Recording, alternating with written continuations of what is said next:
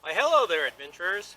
I am the terribly mysterious Sage of the Blue Lion, Scion of Ropi Scriptorium, aka the Quest Giver, Chronicle of the Fates, Occultant of the Cosmic Balance, Commander, Royal Terror Guard, Consort of the Queen of All That Is Good. Well, you know, you've been around the multiverse a couple times, you pick up titles. So, let's just stick with the Blue Lion Sage. Now, I'm here because I'm what you might call an early adapter of the role-playing game deal. Point of fact, when I first started, I wasn't ground floor, missed that by about, maybe 2 years and 1,200 miles, but the main D&D books look something like this, although this is the Swords and Spells Fantasy Miniature rules. Somewhere along the line I lost my initial box set. Oh well, it happens. Now, you probably noticed that behind me is a tree and not the famous bookcase full of game books and giant figures and dice and all that stuff that establishes my authority on the subject. Well, I'm just going to have to hope that my 4 decades plus in grade is going to convince you that maybe I have something worth saying. Now, what we're going to be launching into now is 12 things that I've learned over 40 years of gaming as GMing oriented. They aren't in any particular order. I'd say probably the last 2 might be the most important or significant. Now, I don't really want to do this talking head style of me standing by this tree and next to that looks like a Sasquatch lair over there because they're giving me the evil fish eye. So we're going to go to the magic whiteboard, all right? So here we go. All right, folks. So here we go with the magic slideshow. Number 1. I don't care what you think, experience and quick wits do not trump thorough session preparation. Now, have I ever completely winged a situation? Of course I have. Anyone that's GM'd for a while is going to end up needing to. But I'll tell you, every time I had to fake a session for whatever reason, I wasn't fully prepped. You know, homework, sick babies. One of my familiars just wrote the word procrastination and magic in the air. Yes, procrastination. I would look back at the session, even if it was a fun session, and I'd see things that I wish went better, that could have been better. Heck, even if we just wasted too much time because I had to take time out to put encounters together or think something out on the spot. Now, are your players going to go off on unexpected tangents sometimes? Of course they are, and that's a different matter. We're talking about being prepared with what you had planned to present. And yes, sometimes the totally random riffs are great fun sessions. But that session probably could have been a little better with some full preparation. Now, DMing's a craft, and I look back at every session I run with an eye towards how I can improve the craft. Number 2, plan for flexibility. Yeah, no one expects the unexpected. Or the Spanish Inquisition. Look, my advice here is not to plan for everything your players might do, but instead to plan your scenarios with as much flexibility as possible, so when the players aren't corralled into a dungeon or otherwise squeezed into limited options, you're ready for stuff to happen. Backup plans to your plans. Prep a few encounter groups that can be tied to the storyline as friends or foes, so you have them if needed. You can then reskin these and use them if your players completely wander off into left field. If you have a basement, cave, farm, basement, whatever, I said basement twice, double basement, that's your main bad guy base, be ready to move it if you need to. You can just plan basically for your plans to be mobile. Alright, so number 3 is to spotlight at least 1 or 2 of your characters per session, but don't go overboard. Look, some people are going to have a more outgoing or dominant personality. Others are going to min-max and build a super efficient combat gaming character. And your group needs all kinds of people to work well. But I feel it's a DM's job to make sure everybody gets a little prime time now and then. Now, look, it's not a good idea to force an introvert, especially a new player, into having to do all the talking. But there's lots of ways to spotlight PCs. If Sea Elf breathes underwater or Aarakocra flies, have a couple challenges now and then where those are key. Rogues can be spotlighted with dungeons of traps and locks. Mages could have sessions where arcana is important. Clerics with religion. Check the characters' backgrounds for how you can tie those things in. However, try not to do a solo thing that takes up way too much time. Don't have a challenge where one player has to make like 15 skill rolls, counting the successes. That's a lot of time killed with everyone just sitting around watching one player make the same roll over and over again. And obviously, you need to rotate the spotlight. Now, number 4, even in the middle of the campaign, multiple times, ask your players if there are elements they want added. Famous Session O doesn't have to be only at the beginning. They can be 0.5s, 3.5, 12.5, whatever. Look, maybe your players crave an old school dungeon crawl, high sea adventures, start a temple or a guild, chase a dragon down, whatever it is, sewer runs. If you can, work that in as an adventure. It can be a plot break or it can be part of the main plot. But the deal here is, look, as a DM, you get to ensure your adventures are of interest to you. So try to let your players have an option to shape the campaign adventures every now and then. Now, it's also possible you can have a player with an interest in respecting or even changing their character. Now's the time when you plan out an adventure or two to let that happen organically. All right, so number 5, as a DM, your job is to thread all the plot lines together into a coherent storyline, but not necessarily to plan out every plot in advance. Now, eventually, you want to run a campaign with a theme or persistent problem the players work towards solving. Feels great when you nail one of these. Doesn't mean you have to force your players into backgrounds in certain places. Let them follow their own head a lot. You can retcon, you can fit that stuff in. Um, you can have a lot of things that happen. You can weave in pre-purchased adventures. You can let them run off and do things that are of interest to them, pirate raiding or battling drow or whatever. And then retrospectively weave in how that fits your main storyline without having to railroad them into everywhere. Now, unlike a movie or a novel, not everything in the campaign needs to tie to your main plot. In fact, some of it probably shouldn't at all to give your world a more realistic feel. But this ties in number 6. If you have a big picture, keep it in mind when you're designing and DMing. So, example here. Marvel Cinematic Universe. Character party heroes spend time doing their own thing, spend time together. In the end, it's all tied up to a main BBEG through the Infinity Stones. One could also argue there's an underlying theme of the proper and responsible employment of power in the Captain America vs. Iron Man, the Hydra beats, the Spider-Man stuff.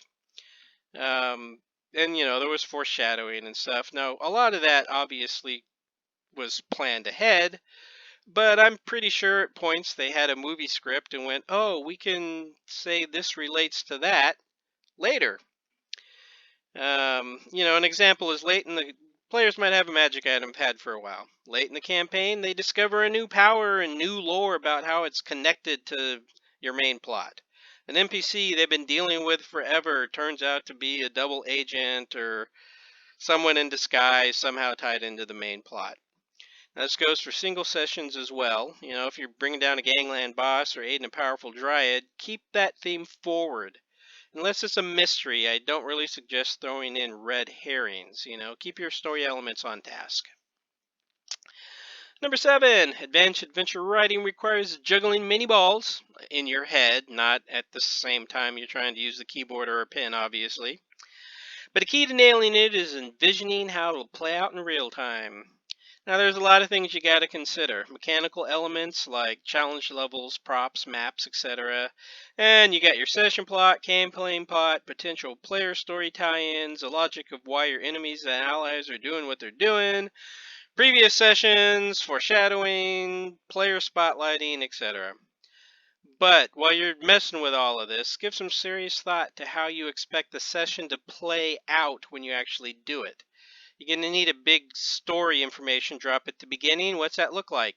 Emails beforehand and hope they read it. DM, you're just going to tell them everything, and NPC's going to deliver it all in a speech, maybe biased. Try to plan out how much time your combat encounters are going to take up. Are you going to basically have some free time you don't have anything really planned where your players might chew on the scenery and role play, or throw a random encounter in, whatever. And obviously you want to look at how many sessions you think it's going to take based on how often you play and for how long to finish a storyline. Okay? Number 8. Now don't be a dictatorial jerk, but I do believe the DM should control the table, virtual table or not. Now look, you've probably seen videos about coercing players out of being murder hobos or convincing them not to be evil jerks with in-game consequences. Dudes, I'm old school. I say, just say no. If some of your players want to kill a merchant and take their stuff for no really good reason, and as a DM you're not really into that murderer hobo stuff, look, just stop play right there. Tell them, look, you know what, guys and gals? I'm not interested in running the rest of the session as the town guards in bigger and bigger groups chasing you guys down to arrest and or kill you. So we're just not going there. You can pick another course of action, or you can leave. There's the door. You know, you don't really want to, you're the DM, you're part of the group. In the name of player agency, there is no real need to force yourself to put up with or endure stuff that you don't want to put up with or endure. Now, the rider here, of course, is don't make rules or set expectations you're not willing to enforce. Things like language, level of violence, etc. And of course, you need to cover all this before play starts. Number 9, play to your strengths, but always seek to stretch and challenge yourself. Do I have DM strengths? Oh, almost too many to number. It would take too much time. One of them, or several of them, I feel are in writing, and with Fantasy Grounds, which I usually run in, I get to use that by pushing out text boxes. But there's things I'm bad at. I don't do good accents. I don't remember what my players can and can't do. And sometimes I struggle with 5Es and counterbalancing. But, that doesn't mean I just give up, obviously, with counterbalancing, because you got to put something out there. Hey, will I try on an outrageous accent on occasion? Yeah. Although usually only with a minor encounter, like with a guard or a merchant, rather than the main villain.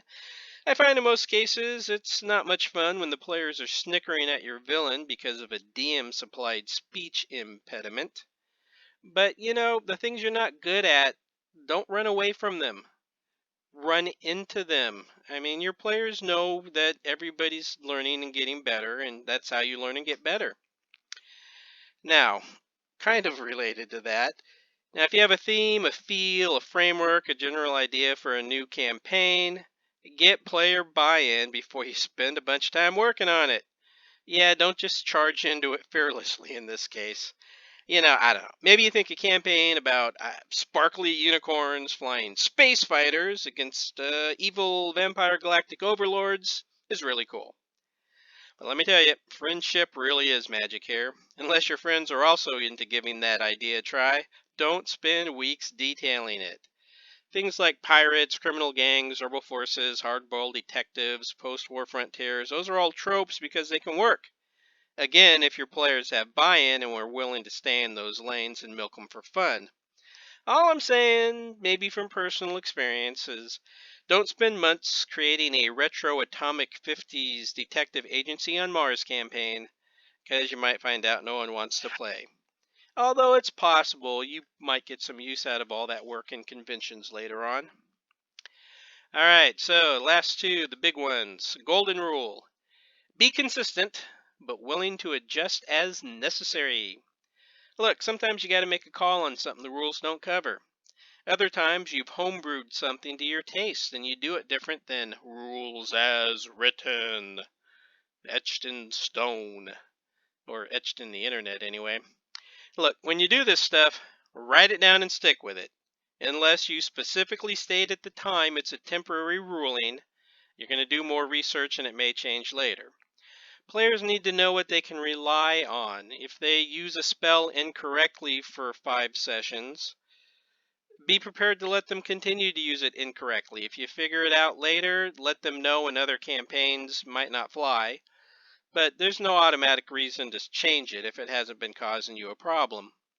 If a player or some other source points out you have been doing something wrong, in quotation marks, air marks, hey, be willing to change that, unless you have a compelling reason not to. It's not so much about playing correctly as the rules is written, as it is about making sure you're consistent in what you do apply. And the last, meta DMing is a powerful tool. We all make use of it, but use it with care and responsibility, just like power. Metagaming is when players use game rules or other outside knowledge to decide what their characters do. On our side of the screen, we've been doing this for years, but I think I'm the first person to name the concept of meta DMing. This is using real-world knowledge your players have to describe stuff and or to maneuver your players to arrive at certain conclusions. Simple levels, physical descriptions. Things might look like ancient Greek ruins. They might look Minoan, armor like Roman centurions.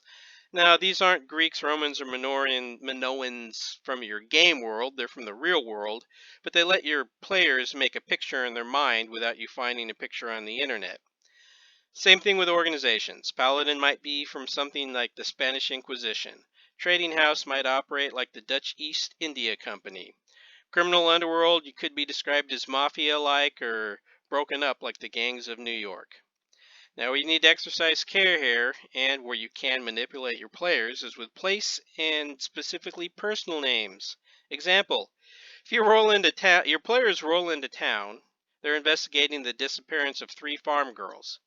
Now, they're going to act way different if they find out the local lord is Count Dracul than if it turns out the local lord is Count Lincoln.